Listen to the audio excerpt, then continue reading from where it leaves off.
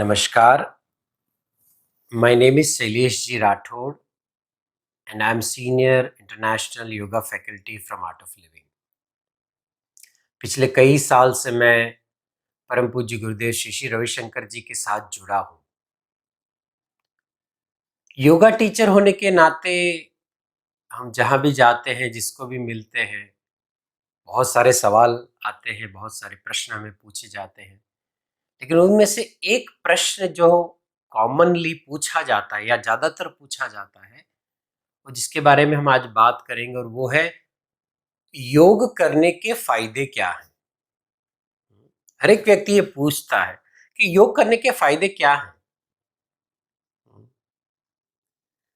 योग करने के फायदे जब भी कोई मुझे पूछता है तो मैं यही जवाब देता हूं कि योग करने के फायदे खुद योग करके ही जानना चाहिए। हाँ, लेकिन आज हम इसी विषय के ऊपर बात करने वाले हैं। योग करने के फायदे कौन कौन से हैं, वैसे बताना बहुत मुश्किल है, लेकिन मेरे इतने साल का जो अनुभव है ना, वही मैं आपके साथ शेयर करने वाला हूँ। आपने सुना होगा रामायण को, देखा होगा रामायण को, पढ़ा होगा रामायण को। इतना बड़ा ग्रंथ है, इतना बड़ा बुक है। अगर कोई आपको देखने, सुनने और पढ़ने के बाद पूछे कि रामायण बताओ, तो हम क्या बता सकते हैं? पता है, कुछ पात्र, कुछ घटनाएं, कुछ चरित्र बता सकते हैं, पूरा रामायण नहीं बता सकते। ऐसे ही योग के अनुभव जो भी व्यक्ति आपको बताएगा, योग के फायदे जो भी व्यक्ति आपको बताएगा ना, वो सिर्फ उसका खुद का एक अनुभव या फायदा होगा। लेकिन आज नजर डालते हैं कि जीवन के कौन कौन से ऐसे कोने हैं जहां योग हमें बेनिफिट कर सकता है, उपयोगी हो सकता है, फायदा दे सकता है। जीवन को अगर ध्यान से देखा जाए तो जीवन के तीन पहलू हैं। Mainly there are three aspect of our life. The first is physical aspect, शारीरिक पहलू। हमारे जीवन में ज्यादातर जो कुछ भी हम करते हैं शरीर से, हम नाचते कूदते शरीर से हैं, हम खेलते हैं शरीर के साथ, हम खाना खाते हैं शरीर से, इवन हमारे रिश्ते भी शरीर से। एक बहुत इंपॉर्टेंट पहलू है शरीर, शारीरिक पहलू। अगर जीवन को बहुत अच्छा, बहुत सुंदर और बहुत बेहतरीन बनाना चाहते हैं तो शरीर में है ना, सबसे पहला रिक्वायरमेंट है शरीर का ऊर्जा अच्छा होना चाहिए, ज्यादा होना चाहिए। दूसरा रिक्वायरमेंट है शरीर रोग मुक्त होना चाहिए। और तीसरा रिक्वायरमेंट है शरीर लचीला होना चाहिए, फ्लेक्सिबिलिटी होना चाहिए। फर्स्ट रिक्वायरमेंट, ऊर्जा बढ़ाना। ऊर्जा अगर हमारा बेहतरीन अच्छा नहीं है ना, तो हम है ना ज्यादा एफिशिएंसी के साथ काम नहीं कर सकते, या फिर दिन जैसे जैसे ढल रहा है ना, हम थक जाते हैं। हफ्ता जैसे खत्म हो रहा है, हम थक जाते हैं। ये दिखाता है कि एनर्जी, ऊर्जा, प्राणा का जो प्रमाण है ना, वो हमारे अंदर कम है। और जब भी हम ऊर्जा में होते हैं ना, ज्यादा और अच्छी ऊर्जा में, तो सोच भी अच्छी रहती है, शरीर भी अच्छे से काम कर सकता है, और बहुत सारे ऐसे है ना काम हम नहीं कर सकते ना, वो भी हो जाते हैं। The first requirement for a good body is high energy. Of course खाना उसका बहुत बड़ा एक माध्यम है, लेकिन है ना, अगर प्राणा को, ऊर्जा को ऊपर उठा के उच्च ऊर्जा वाला जीवन अगर चाहते हैं तो वो योग कर सकता है। आपने सुना ही होगा प्राणायामा, प्राण प्लस आयामा। प्राण माने ऊर्जा। कई सारे ऐसे प्राणायाम हैं जो आपकी ऊर्जा को बहुत उठा सकते हैं। तो अगर शारीरिक पहलू को देखते हुए अगर मैं पहले बेनिफिट की बात करूं तो वो है योग आपकी ऊर्जा को बहुत ऊपर उठाता है और अच्छा बनाता है। और उस अच्छी और उच्च ऊर्जा के साथ आप जीवन में ना थकान का अनुभव करते हैं और ना ही कभी डलनेस का अनुभव करते हैं। दूसरा, रोगों के बारे में भी बहुत ज्यादा बोलने का जरूरत नहीं है। जैसे हम सभी लोग कोविड में फंसे हुए हैं, तो कोविड में सबसे ज्यादा अगर है ना, लोग बात कर रहे हैं ना, तो वह इम्यूनिटी की। इवन आप गूगल में भी देखोगे ना, जब लॉकडाउन लगा तो सबसे ज्यादा सर्च अगर गूगल पे किया गया ना, तो वो था इम्यूनिटी को कैसे बूस्ट करें। दूसरा शारीरिक पहलू में दूसरा हिस्सा है, शरीर रोग मुक्त होना चाहिए।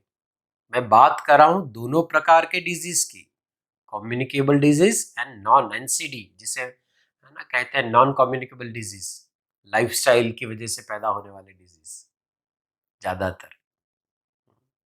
दोनों ही प्रकार के जो रोग हैं, हाँ, हमसे फैलने वाले और है ना नहीं फैलने वाले, ये दोनों प्रकार के जो रोग हैं ना, वो डेफिनेटली योग के माध्यम से ठीक हो सकते हैं, उसमें हम अच्छे हो सकते हैं और उसका बहुत हद तक प्रतिकार कर सकते हैं। बहुत सारे ना रिसर्च ऐसे हुए हैं, बहुत सारे संशोधन ऐसे हुए हैं जहां ये बात आपको देखने को मिलेगी, specially diabetes, specially cholesterol, specially joint pains, ये जो बहुत बड़ी और बहुत ज्यादा मात्रा में फैली हुई बीमारी है ना, उनमें है ना योग एक सटीक इलाज है। ना सिर्फ ये बड़ी बीमारी, छोटी मोटी बीमारी जैसे सर्दी हो जाना, जुकाम हो जाना, सिर दर्द हो जाना, ये सारी जो छोटी छोटी डिजीज है ना, उसमें भी कहीं ना कहीं योग के माध्यम से आप 100% तक क्योर हो सकते हैं। तीसरा पहलू है फ्लेक्सिबिलिटी। हमेशा शरीर लचीला होना चाहिए, फ्लेक्सिबल होना चाहिए। आप कभी देखना छोटे बच्चों को, कहीं पे भी वो घुस जाएगा, कहीं पे भी सो जाएगा, हाँ, वो कुछ भी कर सकता है, बिकॉज उसका जो बॉडी है, शरीर है ना, एकदम फ्लेक्सिबल होता है। धीरे धीरे धीरे जैसे हम बड़े होते हैं ना, हमारे भीतर स्टिफनेस, टाइटनेस बढ़ता जाता है। फिर कई लोग झुक नहीं सकते, कई लोग मुड़ नहीं सकते, हम्म, और कई सारे हमारे दैनिक जो कार्य है ना, उसमें हम बंध जाते हैं, वो हम नहीं कर पाते बिकॉज ऑफ दिस स्टिफनेस, है ना। योग हमें वापस वो बच्चे वाला फ्लेक्सिबिलिटी प्रदान करता है। तो शारीरिक पहलू को अगर देखा जाए, समझा जाए, तो ये तीनों रिक्वायरमेंट एक अच्छा सशक्त शरीर के लिए जो चाहिए, महत्तम ज्यादा ऊर्जा, हाँ, रोग मुक्त शरीर, और तीसरा, हाँ, आपका फ्लेक्सिबल माने लचीला शरीर, ये तीनों योग के माध्यम से डेफिनेटली हम अचीव कर सकते हैं। दूसरा पहलू, मानसिक पहलू। मन की दो लाक्षणिकता हमेशा बताते हैं कि आपका जीवन बहुत ऊपरी कक्षा का है। माइंड के कैरेक्टरिस्टिक को अगर हम समझे, तो दो होना चाहिए। एक तो मन एकदम शांत होना चाहिए, विचार मुक्त होना चाहिए, और दूसरा है मन हमेशा सकारात्मक होना चाहिए। शांत मन, अभी जो जीवन शैली हमारी है, अभी जो हमारी कार्य पद्धतियां हैं, अभी जो हमारा डेली रूटीन है, उसमें ज्यादातर आप देखोगे तो मन बहुत विचलित रहता है। एक साथ तीन चार काम करते हैं तो यहाँ भी लगा है, यहाँ भी लगा है, आने वाले काम का प्लानिंग करते हैं तो काम करते करते आने वाला कुछ सोच रहे हैं, रात को एक्चुअली में बेड में सो गए लेकिन कल का प्लानिंग चल रहा है। तो कहीं ना कहीं बहुत ज्यादा विचार, बहुत ज्यादा प्लानिंग, बहुत ज्यादा कुछ सोच जो हमारे साथ है ना, वो मन को शांत नहीं होने देता। और इसीलिए शायद, है ना, कई बार हम तनाव का अनुभव करते हैं। आजकल जो रिसर्च हो रहे हैं उसके मुताबिक तो अब जो स्कूल में जाने वाले बच्चे हैं ना, वो भी तनाव का अनुभव करते हैं, क्योंकि बहुत ज्यादा सोच है, बहुत ज्यादा विचार चल रहे हैं एक साथ। ये विचारों को अगर शांत नहीं किया गया ना, तो हमारा जो मानसिक संतुलन है ना, वो डगमगा जाता है। योग मन को उस स्थिरता में लेके आता है, जिस स्थिरता में शायद और कोई एक्टिविटी नहीं ला सकता। तो मन का शांत होना जो हमारे बेहतरीन जीवन, हमारे बेहतरीन मन के लिए बहुत जरूरी है, वो अगर आप पाना चाहते हैं तो डेफिनेटली योग कर सकता है। सकारात्मक और नकारात्मक जीवन के हर एक पहलू में जहां हम खड़े हैं, दो प्रकार की सोच आती है। ये काम हो जाएगा, ये काम नहीं होगा। मैं गाड़ी चला सकता हूं, मेरे गाड़ी का एक्सीडेंट हो जाएगा। मैं जो खा रहा हूं ना, वो आराम से डाइजेस्ट हो जाएगा, कुछ नहीं होने वाला। मैं जो खा रहा हूं ना, पेट भारी हो जाएगा, एसिडिटी हो जाएगा, ब्ला ब्ला ब्ला ब्ला ब्ला ब्ला। ये जो नकारात्मक सोच है, कहीं ना कहीं उसको शांत, उसको रिलैक्स करना पड़ेगा। ये तो धीरे धीरे आप नकारात्मकता की ओर अपने जीवन को ले जाओगे। ये नकारात्मक सोच को शांत करने के लिए योग बहुत ही सटीक इलाज है। सकारात्मकता की ओर मन को ले जाना योग के माध्यम से निश्चित ही संभव है। मन जब तक शांत और सकारात्मक नहीं होता ना, मन से रूप से जीवन को आप एंजॉय नहीं कर सकते। आप आजकल के जीवन में देखना, जस्ट कंपेयर करते हैं हमारे बाप दादा के जीवन को और हमारे जीवन को। उनके पास ऐसे घर बंगले नहीं थे, इतनी फैसिलिटीज नहीं थे, इतनी गाड़ियां उस समय में नहीं थी, उतना पैसा, उतना ऐशो आराम नहीं था, इतने मॉल्स, थिएटर्स, एंटरटेनमेंट के माध्यम नहीं थे। फिर भी आप देखोगे तो वो लोग हमसे ज्यादा सुखी थे, आनंदित थे, मस्त थे। उसका मूल कारण क्या है पता है? एक शांत और सकारात्मक मन जो उनके पास था। हमारे पास कहीं ना कहीं उसी में कमी होने के कारण जीवन का सब ऐशो आराम होने के बावजूद भी हम उनके जितना आनंद नहीं भोग रहे हैं, उतने उनके जितने खुश नहीं हैं, उनके जितने मस्त नहीं हैं। तो अगर जीवन के सच्चा खुशी, आनंद, उत्साह को पाना चाहते हो ना, तो मन को शांत और सकारात्मक बनाना पड़ेगा। और मैं ये समझता हूं, ये मेरा अनुभव है, वो योग कर सकता है। तीसरा पहलू जीवन का, हमारी भावनाएं।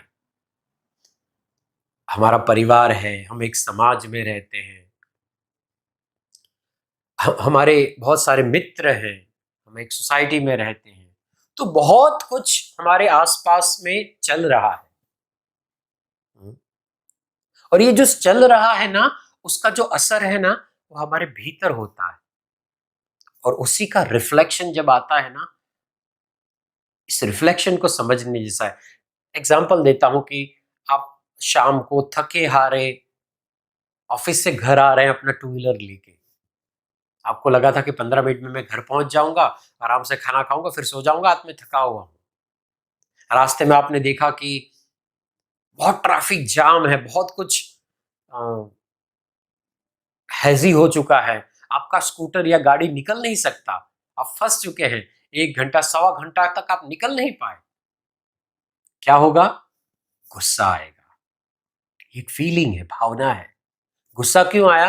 हमारे आसपास में जो सोसाइटी, समाज, हमारे आसपास का जो शहर, हमारे आसपास के लोगों का डिस्ट्रैक्शन की वजह से। ये जो डिस्ट्रैक्शन है वो हमारे भीतर जाता है और उसका एक रिफ्लेक्शन आता है। भावनाएं भी दो प्रकार की हैं, सकारात्मक और नकारात्मक। किसी के ऊपर प्रेम आना सकारात्मक भावना है, भक्ति सकारात्मक भावना है, शांत हो जाना एक अच्छा फीलिंग है, गुस्सा आना, तनाव में आना, किसी को कुछ बुरे शब्द बोल देना, ये भीतर की कुछ गलत भावनाएं हैं, फीलिंग्स। अच्छा नहीं लग रहा है ये वाला फीलिंग्स। तो ये जो बाहर की परिस्थितियों की वजह से भीतर जो डिस्ट्रैक्शन होता है, उसके कारण जो नेगेटिव फीलिंग्स बाहर आती है ना, अगर उसे जीवन में रोकना चाहते हैं ना, तो मैं आपको कहता हूं आप योग शुरू कर दें। अगर नहीं करते हैं, अगर करते हैं तो थोड़ा सा और बढ़ाएं। जीवन के मूलभूत ये स्तंभ है, शरीर, मन व भावना, फीलिंग्स। और तीनों को बहुत मजबूती से योग अच्छा कर सकता है, उच्चतम कर सकता है। अब समझते हैं थोड़ा सा उम्र को लेके। हम्म, हमारे देश में ज्यादातर तो हम, हाँ, संयुक्त कुटुंब में रहते हैं, साथ में रहते हैं। अभी हमारे वहां तो वो परंपरा है।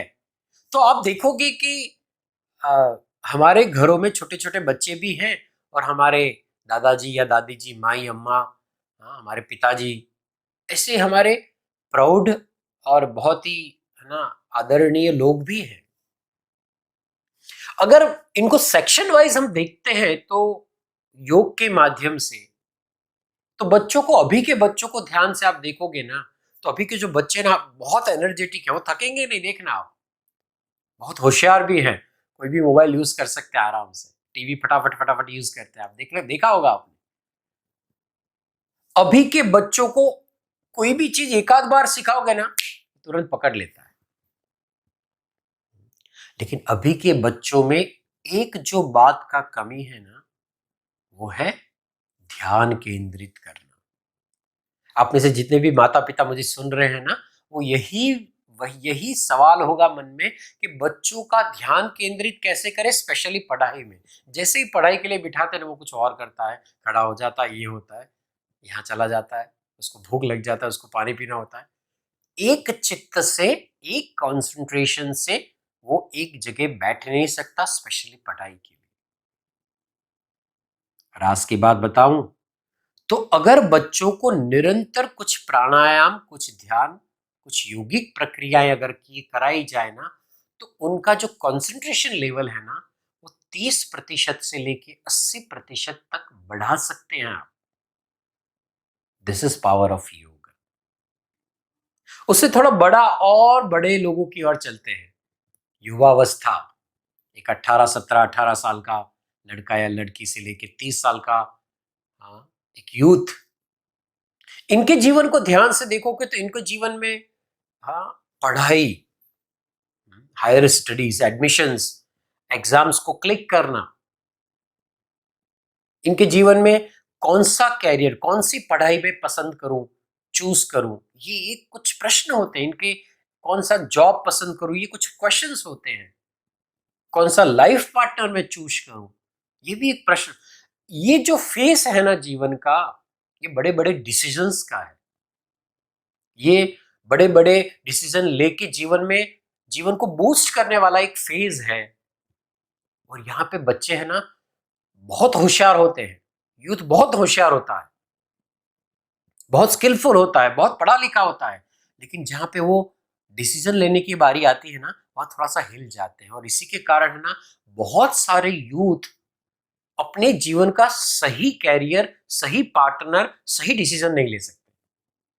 लेकिन योग इस उम्र में इस यूथ को स्थिर करके, उनके जीवन के विजन को खोलते हुए सच्चा और सही डिसीजन कैसे लेना है ना, इसमें उनको बहुत ज्यादा हेल्प करता है। सच में यूथ को अगर प्राणायाम के फायदे, योग के फायदे समझाने बैठो, तो बहुत समय निकल जाएगा, और बहुत सारे एक्सपीरियंसेस हम बता सकते हैं।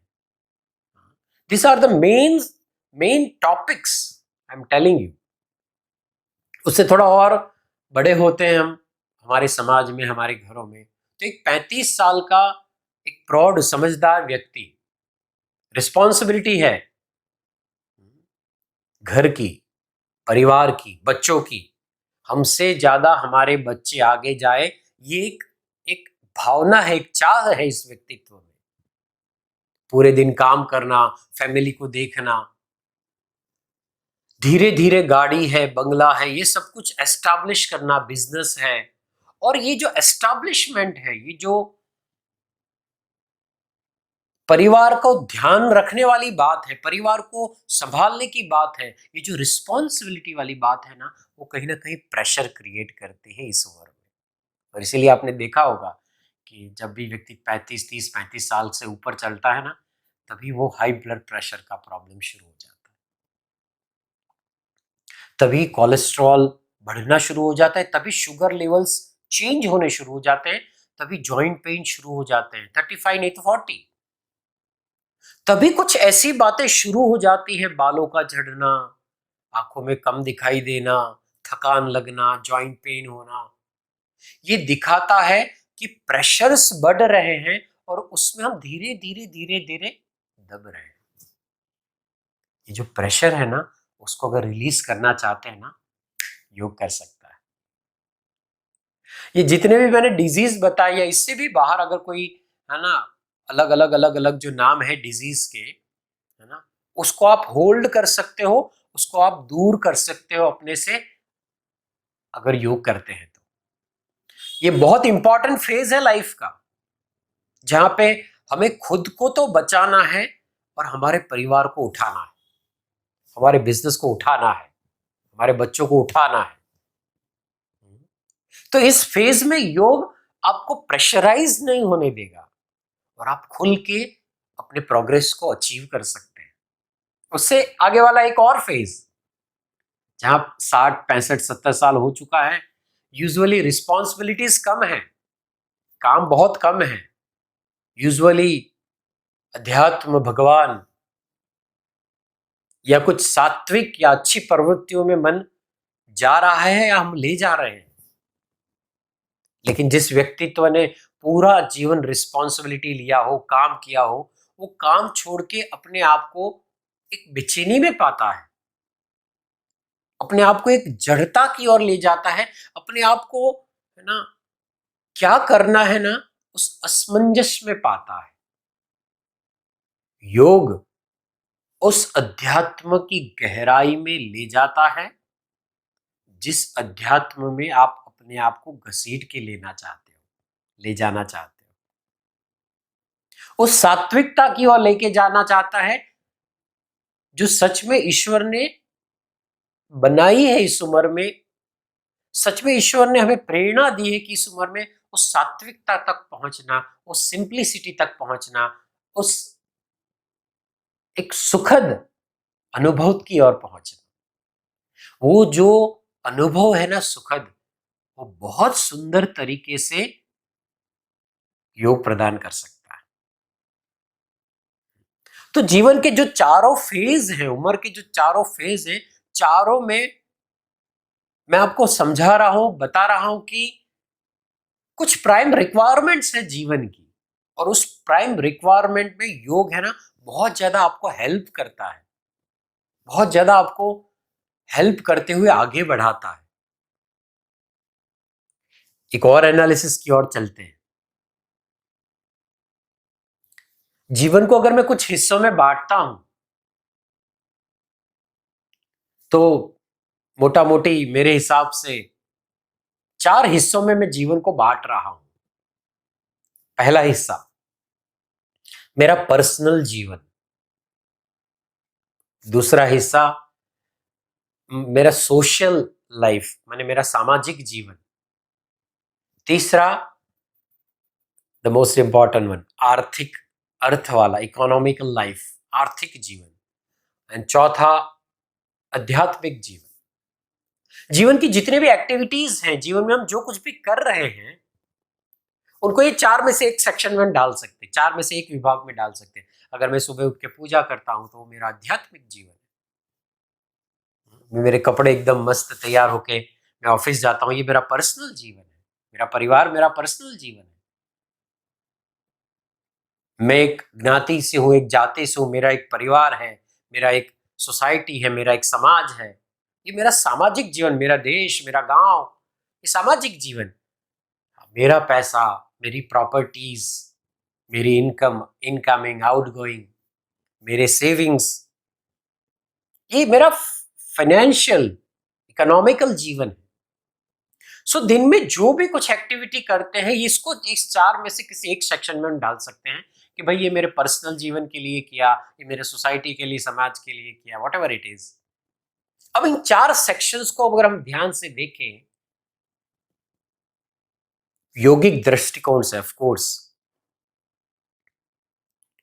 तो पर्सनल जीवन की कुछ ऐसी बातें अगर मैं शेयर करूं, तो आजकल आप देखोगे जो लोग वर्किंग में होते हैं, काम में होते हैं ना, हाँ, वो अपने पर्सनल जीवन में कई बार कॉम्प्रोमाइजेस करते हैं। लाइक आज मैं बहुत थका हूं, मैं सबके साथ बैठ नहीं सकता।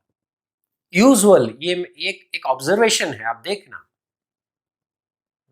वहीं पे उस व्यक्ति को योग के माध्यम से, मैंने पहले ही बताया, शारीरिक ऊर्जा को उठाया जाए तो वही व्यक्ति शाम को आके परिवार के साथ न सिर्फ बैठ सकता है, न सिर्फ बातें कर सकता है, वो अपने बच्चों के साथ खेल सकता है। Very simple. मैंने पर्सनल जीवन क्या हुआ, क्वालिटेटिव हुआ।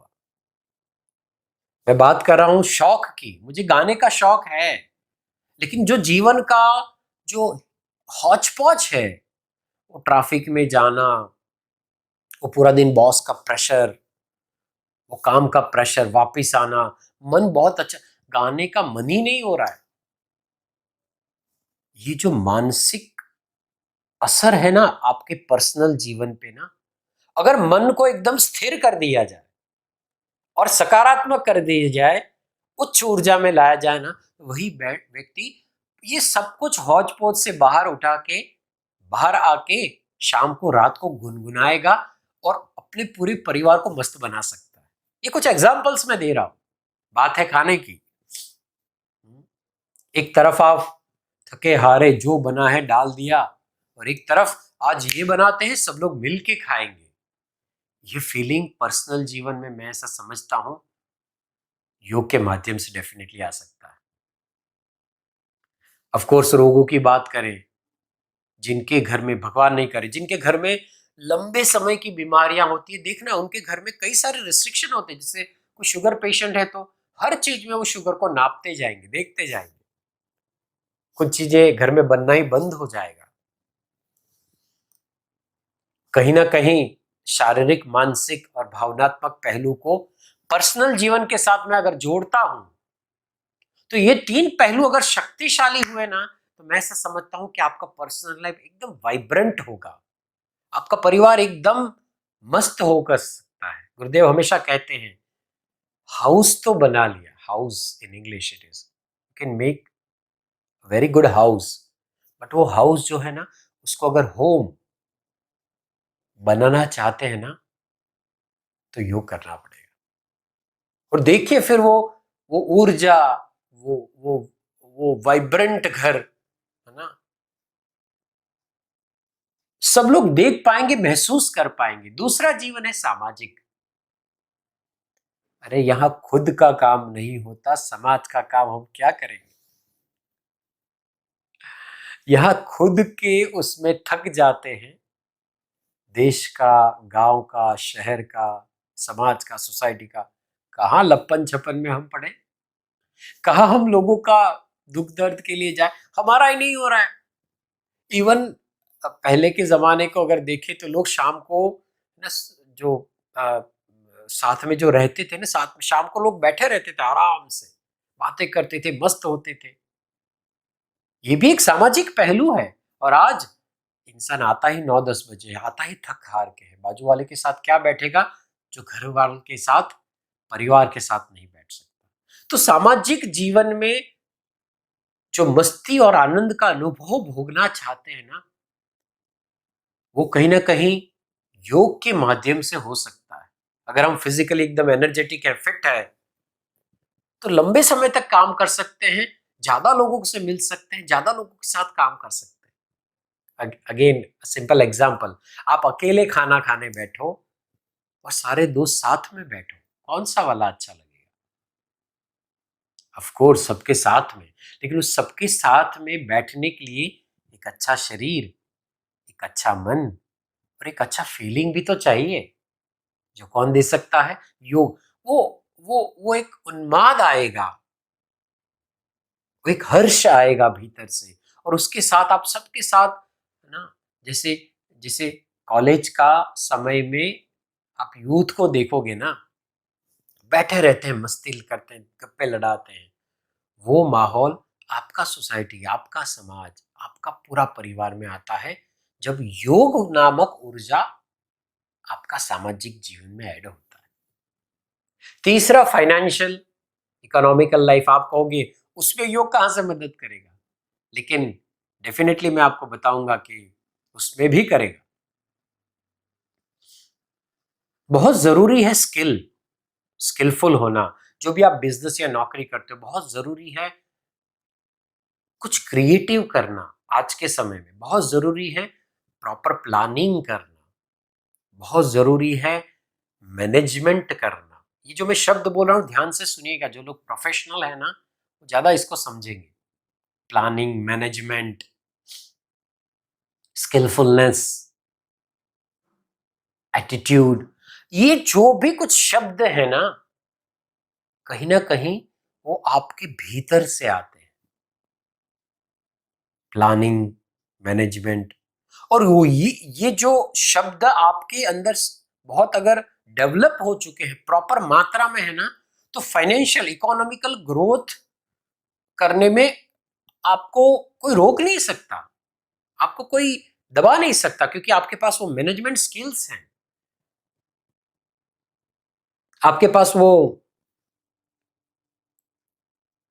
पावर्स हैं। लेकिन ये जो भीतर से आने वाला मैनेजमेंट स्किल्स, ये भीतर से आने वाला प्लानिंग स्किल्स, हाँ, उसके लिए भी तो मन का, हाँ, कई बार प्रोफेशनल लोग से ब्रेन कहते हैं, उसका रिलैक्स होना, शांत होना, तनाव मुक्त होना बहुत जरूरी है। और ये कई सारे सर्वेस कहते हैं कि जो लोग योग प्राणायाम करते हैं ना, है ना, उनका इनका जो है ना, ये जो इंटरनल स्किल्स है ना, वो सामान्य व्यक्ति से कई गुना ज्यादा डेवलप होता है। तो फाइनेंशियली भी आपको अगर डेवलपमेंट चाहिए तो योग एक माध्यम है जो आपकी स्किल को खोलेगा, जो आपकी इंटरनल पावर को खोलेगा, जो आपके मैनेजमेंट स्किल्स को खोलेगा। इवन हमारे वेदास में लिखा है कि हर व्यक्ति के पास एक स्किल ऐसा है जो किसी और के पास नहीं है, जरूरत है उस स्किल को पहचानने की, जरूरत है उसे डेवलप करने की। और वो जो डेवलपमेंट है ना, वो जो पहचान है ना, योग करने से डेफिनेटली हमको हो सकता है। Last not the least, spiritual, आध्यात्मिक जीवन। अध्यात्म एक ऐसा शब्द है जिसे शायद इस देश में बहुत अलग तरीके से लिया गया है। जैसे भगवा पहन लेना ये अध्यात्म है, दाढ़ी बढ़ा लेना ये अध्यात्म है। लेकिन उससे परे अध्यात्म मन एक विशालता, एक बड़ा विजन, अध्यात्म मन एक बड़ा मन, अध्यात्म मने एक अच्छा मन, अध्यात्म मने ईश्वरी या दैवी शक्तियों में विश्वास, अध्यात्म मने वो कुछ क्षण शांत हो जाना, है ना। अगर इस प्रकार के अध्यात्म को हम समझते हैं ना, तो इस अध्यात्म को भी बहुत शक्तिशाली बना सकता है योग।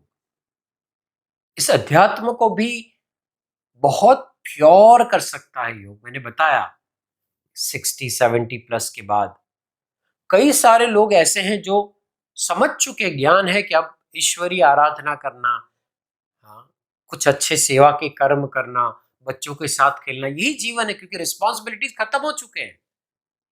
लेकिन मन उन सात्विक प्रवृत्तियों में, दैविक प्रवृत्तियों में, सेवा की प्रवृत्ति में लगना भी चाहिए। जब हम योग करते हैं ना, तब उस सत्व में आते हैं कि ये सारी प्रवृत्तियां सहज भाव से हमसे हो जाती है, हमको कोई प्रयत्न नहीं करना पड़ता। तो ये चौथा जीवन का हिस्सा ऐसा है, आध्यात्मिक जीवन, कि जहां पे भी योग आपको बहुत ज्यादा हेल्प कर सकता है। ये 3 प्रकार से आज हम समझे कि योग कहाँ कहाँ क्या हेल्प कर सकता है। फिर से मैं बता रहा हूं, योग के जो फायदे हैं ना, वो व्यक्ति उतने ही बता सकता है जितने उसने अनुभव किए हैं। पूर्ण रूप से अगर योग के फायदों को समझना चाहते हैं ना, तो उसमें उतरना ही सबसे अच्छा रास्ता है। एग्जाम्पल के रूप में, physically I am from Gujarat, तो जब हम खाना खाने बैठते हैं ना, तो हम सिर्फ रोटी और सब्जी नहीं खाते, गुजरात में तो नहीं खाते। हाँ, रोटी भी चाहिए, सब्जी भी चाहिए, दाल भी चाहिए, चावल भी चाहिए, कुछ नमकीन भी, पापड़ भी, कुछ स्वीट। गुजराती को नहीं मिला तो खाना हजम नहीं होगा। बटर मिल्क भी चाहिए, कर्ड भी चाहिए, रायता भी होना चाहिए, सलाद भी चाहिए, अचार भी चाहिए। ये कंपाइल पूर्ण खाना है, ऐसे ही योग का पूर्ण बेनिफिट बहुत बड़ा, बहुत लंबा, बहुत चौड़ा है। आप बिलीव नहीं कर सकते, ये 25-26 साल का मेरा जो एक्सपीरियंस है, उसमें भी अभी बहुत कुछ सीखना समझना बाकी है। लेकिन आखिर में यही कहूंगा कि जितना हम योग में उतरते जाएंगे ना, जितना उसको हम खोदते जाएंगे ना, उतने बेनिफिट हम देख सकते हैं, महसूस कर सकते हैं और बता सकते हैं। तो यही अनुरोध करता हूं आप सबसे कि आप नहीं कर रहे हैं तो करना शुरू करें, आप कर रहे हैं तो थोड़ा और स्पीड पकड़ें, और अगर आप स्पीड में है ना, तो और ज्यादा स्पीड पकड़ें और देखिए कि जीवन का एक भी कोना ऐसा नहीं है जहां योग अपना योगदान न दे, योग आपको बेनिफिट न करे। तो जीवन के हर एक पहलू में, हर एक कोने में अगर अपने आप को और ज्यादा ऊपर उठाना चाहते हैं, तो मैं ये समझता हूं हम सबको ज्यादा से ज्यादा योग करना चाहिए, सीखना चाहिए। विराम करना चाहूंगा। नमस्ते।